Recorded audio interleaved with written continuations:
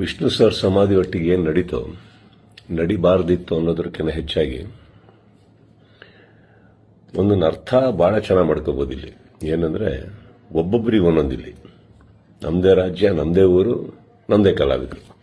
So ಹೀಗಿರಬೇಕಾದ್ರೆ ನಾನೆಲ್ಲ ಅಭಿಮಾನಿಗಳಲ್ಲಿ ಕೇಳ್ಕೊಳ್ಳೋದು ಒಂದೇನೆ, ಇನ್ನು ನಾವು ಓಡಾಡಿದ್ದಾಯ್ತು, ನೀವುಗಳು ಓಡಾಡಿದ್ದಾಯ್ತು, ಎಲ್ಲರಲ್ಲೂ ಮನವಿ ಮಾಡ್ಕೊಂಡಿದ್ದಾಯ್ತು, ದಯವಿಟ್ಟು ಇದನ್ನು ಮಾಡಿಕೊಡಿ, ಸ್ವಲ್ಪ ನೋಡಿ. ಯಾಕಂದ್ರೆ ಒಂದು ಅಳಿಲ್ ಶಕ್ತಿ ಬೇಕಾಗಿತ್ತು ಇದನ್ನ ಈ ಸಮಾಧಿನ ಉಳಿಸ್ಕೊಳ್ಳೋದಕ್ಕೆ.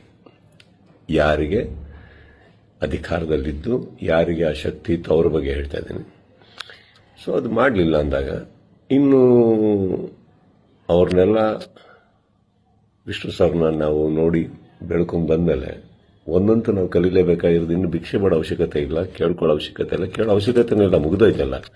ಮಾಡಾಗಿದೆ, ಮಾಡಬೇಕು ಅಂತ ಇದ್ದಿದ್ರೆ ಇಷ್ಟೊತ್ತಿಗೆ ಮಾಡಿರೋರು. ಮಾಡಿಲ್ಲ ಅಂದಮೇಲೆ ಎಲ್ಲರೂ ಒಂದು ಅರ್ಥ ಮಾಡ್ಕೊಳ್ಳಿ, ಯಾರು ಏನು ಹೇಗೆ ಎತ್ತಿಟ್ರು ಇದು ನಾವೇ ಅಂತ ತೋರಿಸ್ಕೊಟ್ಟಾಗಿದೆ. ಇನ್ನಿದ್ರಲ್ಲಿ ನೀವು ಅರ್ಥ ಮಾಡ್ಕೊಳ್ಳೋಕೆ ಎಷ್ಟಿದೆ ಅರ್ಥ ಮಾಡ್ಕೊಂಡ್ಬಿಟ್ಟು ಇನ್ನು ನಾವೇನು ಮಾಡಬೇಕು ಅಂತ ನೋಡೋಣ.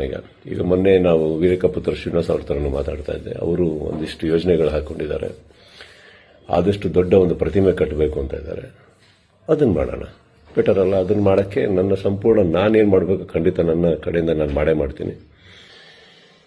ಎಲ್ಲರಿಗೂ ಒಂದು ನೋವಾಗಿದೆ ಅನ್ನೋದು ಒಂದು ಗೊತ್ತು. ರಾತ್ರಿ ಅದು ನಡೆದಾಗ